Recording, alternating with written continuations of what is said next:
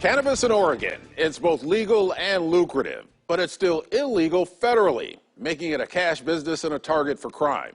That could change with a bill proposed by Oregon Senator Ron Wyden, with Senate Majority Leader Chuck Schumer and New Jersey Senator Cory Booker. Because we're decriminalizing cannabis, we're now going to be able to use the banking systems. That's number one. Number two, what we're going to do is have strong support for local law enforcement. This was something that I insisted on. But does the Cannabis Administration and Opportunity Act have a chance? And what would it mean for Oregon's cannabis industry? Here to address that is Bo Whitney, one of the nation's leading experts on the economics of cannabis and an advocate for the cannabis industry. He's based here in Portland. Bo Whitney, welcome to Eye on Northwest Politics. Yeah, thank you for having me. How big is Oregon's cannabis industry? The cannabis industry in Oregon is roughly $1 billion in terms of the total addressable market. And a majority of that is already being supported through the legal regulated system. So it's huge in terms of volume and in terms of cash, right? Yeah, it is. It's rather large, but not the largest market by any means. But it's a healthy market that's supporting a lot of businesses, approximately 25,000 here in Oregon. What do you think about the bill proposed by Senator Wyden? Well, I think it's a good start. There's a lot of pluses to it. There's provisions for inclusion. There's provisions for the decriminalization. But in general, they also impose high taxes, which will serve as a barrier to the transition of the illicit consumer into the legal marketplace. Does it go far enough, you think?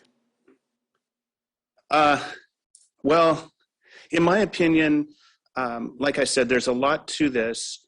Not sure if it really goes far enough in the sense that there's the way that it's structured is it's more beneficial towards large firms, larger entities, greater financed institutions, but the smaller businesses, the less capitalized businesses are the ones that will suffer, in my opinion.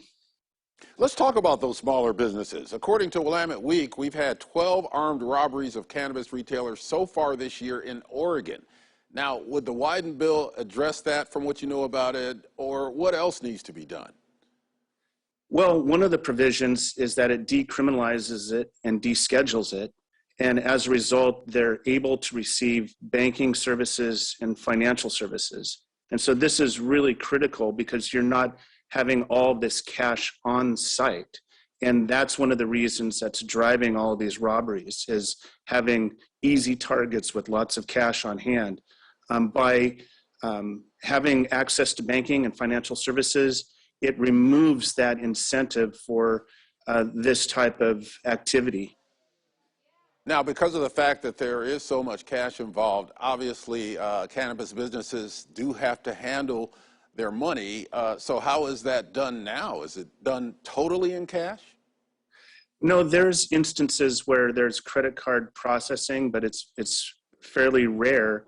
But one of the issues associated with this is that given that it's all cash and there's not a whole lot of banks providing services, you have to accumulate that cash and then transport it distances in order to make the deposit. So this creates an added risk to the operators in the Oregon market and elsewhere for that matter. How does Oregon look in terms of production and supply? Well, right now, my firm's done a lot of analysis on the canopy or the capacity within the Oregon system. A lot of the canopy that's legally authorized, it's actually in excess of the total demand in the current structure. Just as a reminder to your viewers, the way it operates now is you have to keep all of your production, all of your sales contained within the state boundaries. And so if there's excesses, there's no additional market for it. And so it leads to falling prices and economic stress for those operators. What the CAOA does is it provides opportunities for exports to other states, but also it allows for imports from other countries. So that's one of those nuances that people don't necessarily realize. In terms of illicit supply, our estimates show that there's 3.2 million pounds of illicit supply exported out of the state every year.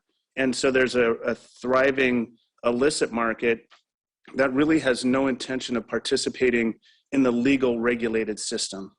So there is still a black market for marijuana, but it's basically concentrated on being able to export it out of state. That's correct. Yeah. And it's a huge export market. Like I said, 3.2 million pounds based upon my latest supply report. So am I taking it to mean that opening it up federally in terms of making it decriminalized on a federal level, that would open up the possibility of legal interstate commerce, which could help the industry here in Oregon, correct? Yeah, it would be extremely beneficial for those legal suppliers to enter into the interstate commerce. It'd be extremely beneficial.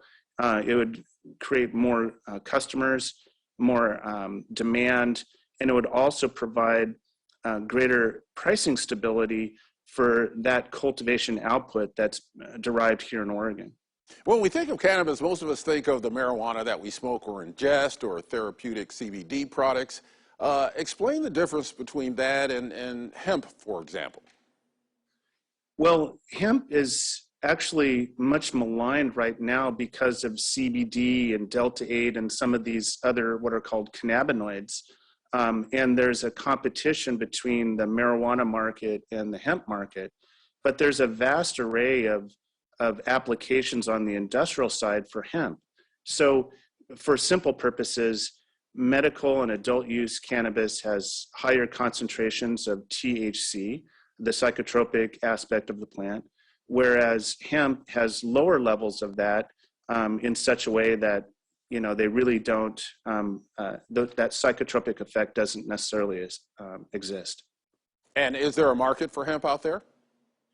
Yeah, in fact, a lot of the anti-hemp legislation that's occurred, especially here in Oregon, but elsewhere, has actually suppressed the growth and development of fiber and grains in the hemp space to the tune of $20 to $25 billion a year nationally.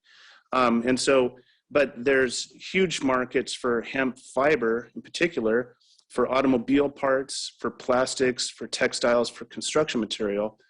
The hemp grains, on the other hand, have a huge market in human food, but also it would be an alternative for animal feed, which is in a worldwide shortage right now. So farmers across the United States are actually culling their herds because they don't have enough food for their animals, yet industrial grains, industrial hemp-based grains are not allowed to enter into that right now, despite requests from the FDA to get approval to do so.